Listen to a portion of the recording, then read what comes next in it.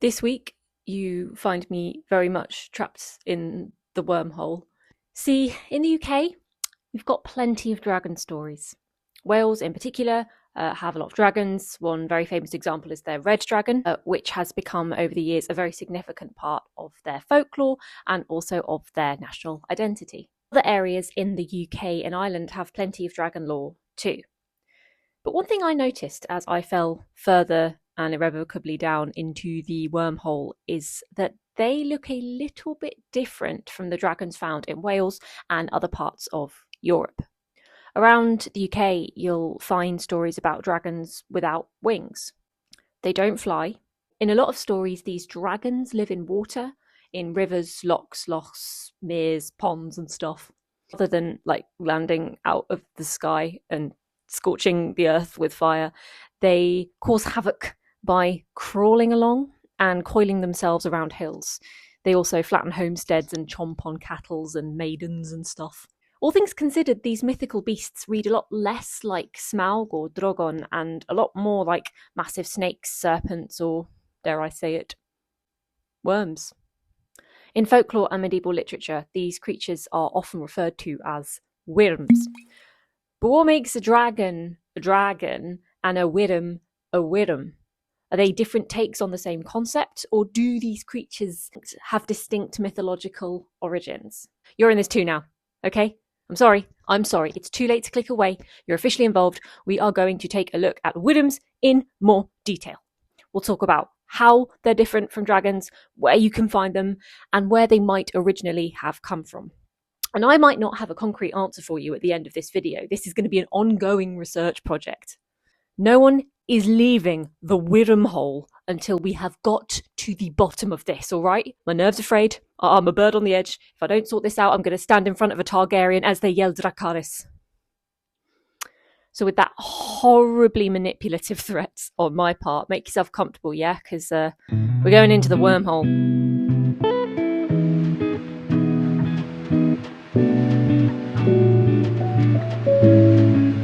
Dragons alone come in different shapes and sizes, but there are far more large mythical serpents in mythology around the world. There's the beautiful rainbow serpent from Aboriginal mythology, or the Hydra from ancient Greece. Then there's the Ulfeistana of Irish mythology, the gigantic serpents who cause terror and destruction in Irish folklore. According to the site The Emerald Isle, the greatest among the Ulfeistana was called Caornach, and some stories tell she was defeated by Fionn McCool, while others insisted it was St. Patrick that put an end to her. Not only was she the mother of all the great worms in Ireland, but she was said to be the mother of all demons too. As my pronunciation of Irish mythological terms will make abundantly clear, I'm still very much at the start of my journey with Irish folklore. But from what I have learned of the legendary Fionn McCool, I'm going to say, if anyone managed to slay the Caornach, it was Finn McCool.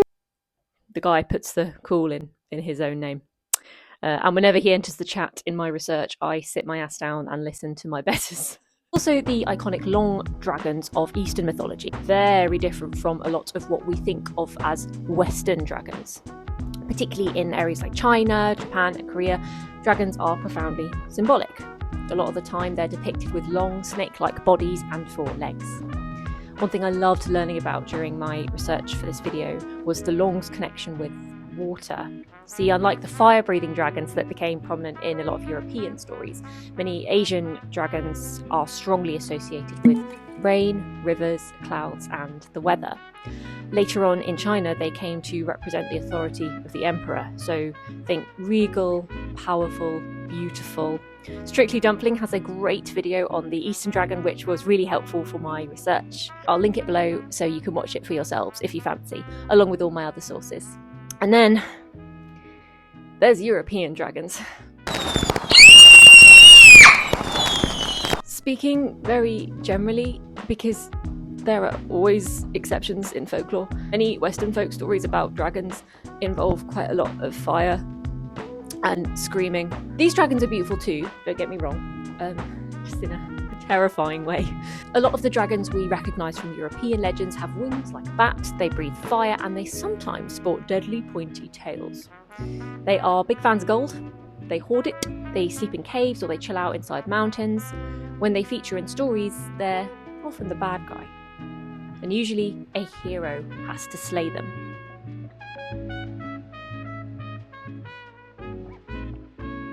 Take a drink every time Beowulf enters the chat in one of these videos. I really should be paying the guy at this point. Welcome to the Wyrm Hole, mate. Sorry, giving the guy flashbacks. So sing it if you know it. Beowulf is an Anglo-Saxon poem and was composed originally in Old English. I'll link the modern English version that I use, the translation, that I use in the description box. The poem was written down by scribes between the 8th and the 10th century, but historians reckon that the story had been around in oral tradition much earlier than that.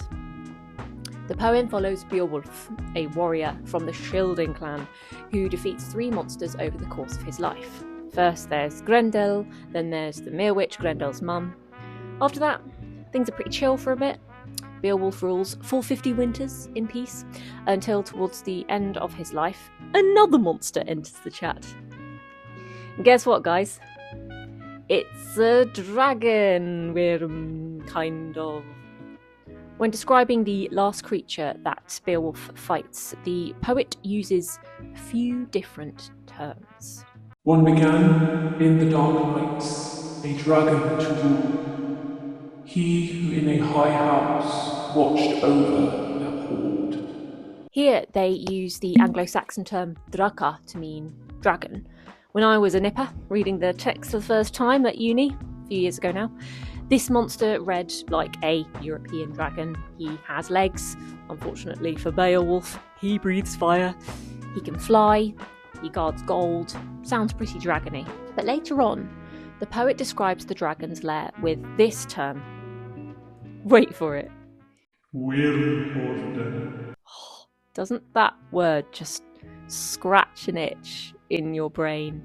Wyrm Hole, meaning worm hoard. This term's referring to the gold that the dragon is hoarding, but the dragon's referred to as a wyrm. What's with that?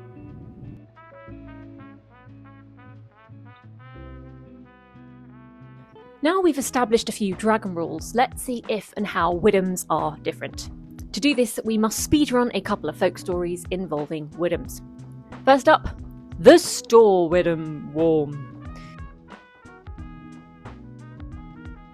The first Wyrm I thought of is Orkney's Store Worm. We covered this guy in shorts a couple of weeks back, but essentially the Store Worm comes from folklore in Orkney, Scotland. According to legend, he was a savage sea serpent whose foul breath destroyed crops. Gross. The Store Worm would come up out of the depths to pillage a village and munch on the folks that lived there. Things got so bad at one point that the king of Orkney was like, guys, we've got to negotiate with this worm or he's going to eat us all. In one version of the story, the islanders agree to leave 7 maidens on the beach each week on a Saturday for the worm to snack on at his leisure. After a while, Store Worm was looking pretty chunky and Orkney's maiden stocks were running exceptionally low. The king realised that the next batch of maidens would have to include his daughter, the Princess Jem de Lovely. How adorable is that name? I've looked for some examples of how to pronounce this name, but I have not yet succeeded. So if you know how to pronounce her name the right way, like they do it up in Orkney, I'd be very grateful if you could let me know.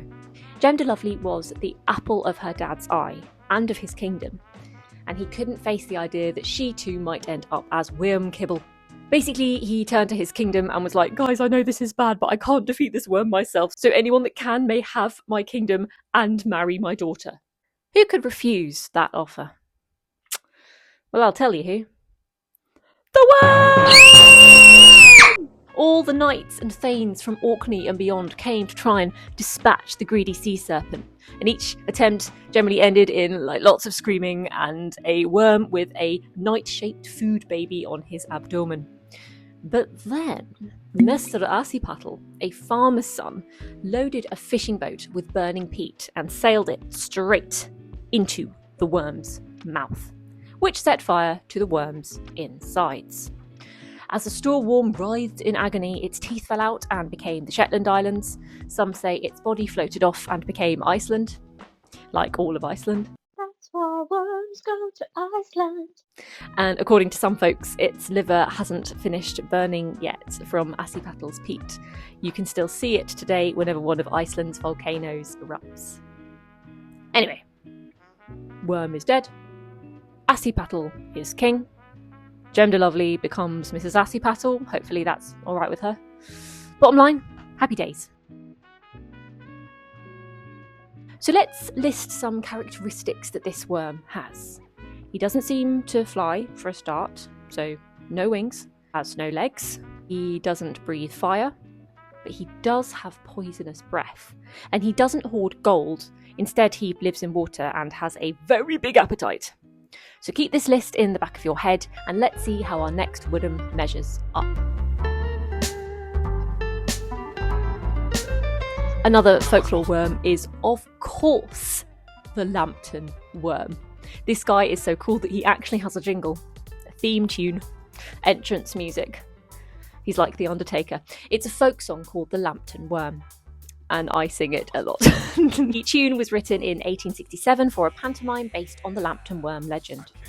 The Lambtons are a very old and wealthy family who owned a lot of land up in the northeast. This legend actually centres on a medieval knight from that Lambton lineage. He was called Sir John Lambton. The story actually starts many years before the worm. One Sunday morning, John Lambton decided to be a bit of a naughty boy, at least by medieval standards. He skipped church, skived off. Rather than spend an hour praying, Sir John grabbed his fishing kit, headed down to the River Wye, and cast his rod into the water for a spot of fishing. After a little while, something bit. But when Sir John reeled in his catch, he found it wasn't a fish, not even a little minnow. John grimaced and held his catch before his eyes. A slimy little worm thing, about that long, was looking back at him. So Sir John was like, ugh, chucked the thing down a well. Afterwards, he left to go on crusade for a few years and completely forgot about the worm. Thing is, that wasn't an ordinary baby worm. You guessed it. It was a baby abomination, a wyrmling. And while Sir John was away, the baby worm grew up into a full-blown worm. According to the song, this fearful worm would often feed on calves and lambs and sheep, and swallow little bairns alive, that's kids, like actual human kids, when they laid down to sleep. And when he'd eaten all he could, and he had his fill, he crawled away and lapped his tail 7 times around Penshaw Hill. Now, these lyrics are a translation. I could read out all of the Lambton Worm for you, but it's just not the same. It's not the same hearing the song and the lyrics in my flat, brittle, repressed, gross and awful home counties accent. So I've left a cheeky little link of someone singing the Lambton Worm properly in the description. It's a treat. Do go and watch. Anyway, you get the picture? The worm's a menace, taking cattle, smashing stuff, eating children. But every time someone tries to vanquish said worm, all the pieces of him slide back together and his wounds heal up. Then he slithers away and coils himself around a hill so no one can get to him. And the news reaches the brave and bold Sir John. And when he hears about the worm, the faintest memory of that little abomination that he fished out of the well comes back to him. And alarm bells start ringing as he puts 2 and 2 together. Now, I have heard it said that this worm was actually Old Nick in disguise. And on that fateful Sunday morning, Lambton was vulnerable to temptation after he ditched church, which is why the devil sent a wormling. It's like an embodiment of Lambton's lack of faith and stuff to cause a ruckus. Crazy days. So John sails back to England and asks a local witch how to defeat the worm. Following the witch's advice, Sir John waits until the worm is in the River Wye. Then he starts slicing him up. The pieces of the worm float away before the poor little worm can reassemble himself. The worm dies. I do wonder how it felt for Sir John to have to kill the wormling that he accidentally raised as a baby. As in, like, was it a little bit like Master Shifu and Tai Lung in Kung Fu Panda? Like, is there a reticence on Sir John's part? He was probably just glad that the worm's gone. Afterwards, Sir John Lambton was carried around on his people's shoulders, hero-styly. Some versions of the legend tell of a curse that fell on the Lambton family after Sir John killed the worm, but that is a story for another day. So let's see how the Lambton worm measures up. No limbs, no wings. Like the stoorworm, it's also water-based, as the story tells us that he lives in the River Wear. It's got a ravenous appetite and it's very difficult to kill off. Now, there's no mention of the worm's breath being poisonous, but it is linked to like evil or ill fortunes, as the way a lot of people read the folk story is that Sir John's neglect of his spiritual duties triggers its arrival. The stoorworm and the Lambton worm have a lot in common with each other. But don't get it twisted, they are just two of the hundreds of similar worm stories that you can find around the UK.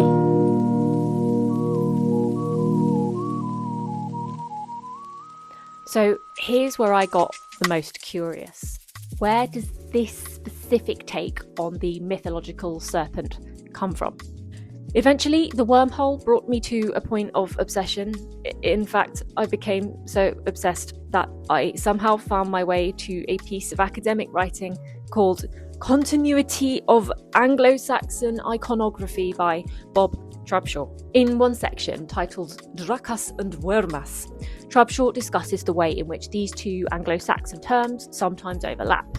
Wyrm has often been translated into modern English as dragon, which gives the impression that the original authors envisaged creatures with legs, wings, and the ability to spew fire and fly through the air.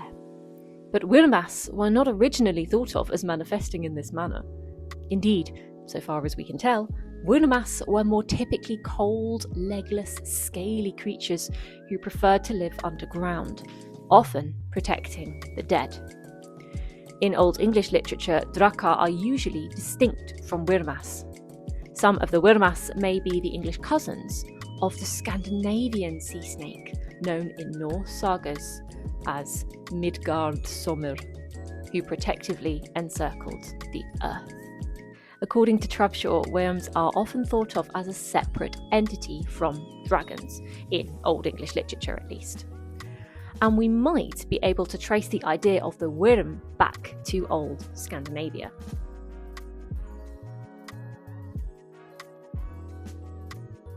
I was really interested in what Trubshaw said about Wyrms as the English cousins of the Scandinavian sea snake.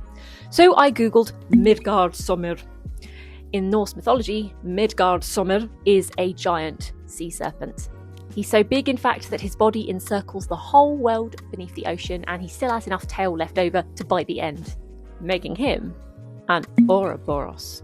And that, my friend, is a pretty gnarly symbol. He also has a venomous bite, so there are clear similarities between him and much of the smaller Wyrms in British folklore. The next thing I noticed was the Midgardsormr is frequently referred to as an ormr. Ormr was a word in Old Norse, the language spoken in much of Scandinavia between the 8th and the 14th centuries. Apparently, ormr is related to the Old English Wyrm and other Germanic words such as Wyrm. In Scandinavian mythology, it was often used to refer to mythical serpents. It's probably worth mentioning that it wasn't always mythical serpents that Ormr referred to. From what I can tell from my research, sometimes Ormr also meant ordinary snake or worm. One Ormr in mythology is Fafnir. According to his legend in the Poetic Edda, Fafnir was once a dwarf, but greed transformed him into an Ormr. It's in his Ormr skin that Fafnir is eventually killed by the hero Sigurd. Fafnir spake, then I breathed. When bright I lay by the hoard my father had, there was none so mighty as dared to meet me, and weapons nor wiles I feared. Sigurd spake, glittering worm, thy hissing was great, and hard didst show thy heart. Glittering worm is Infrani Ormr. This creature also sounds similar to Britain's worms, doesn't he, with his poisonous breath, his wormy body, and his snake's hiss. A lot of historians and mythological experts believe that there could be a link here.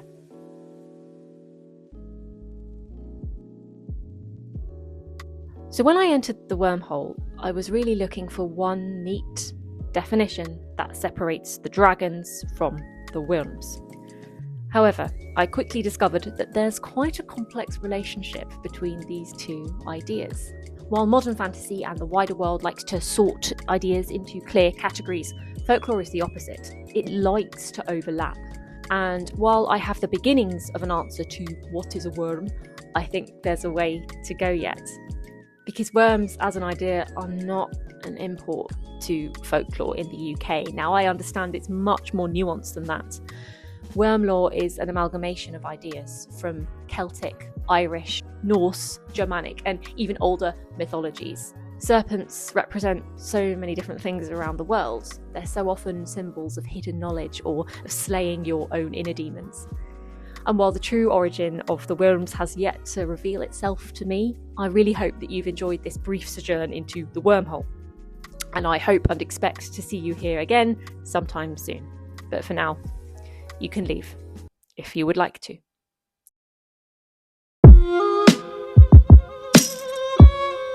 Thanks so much for worming around with me today. Believe it or not, this video took a wee bit longer than I anticipated, because I just wanted to make sure I had my facts as straight as possible, especially when discussing Irish and Norse mythology and Orms and stuff.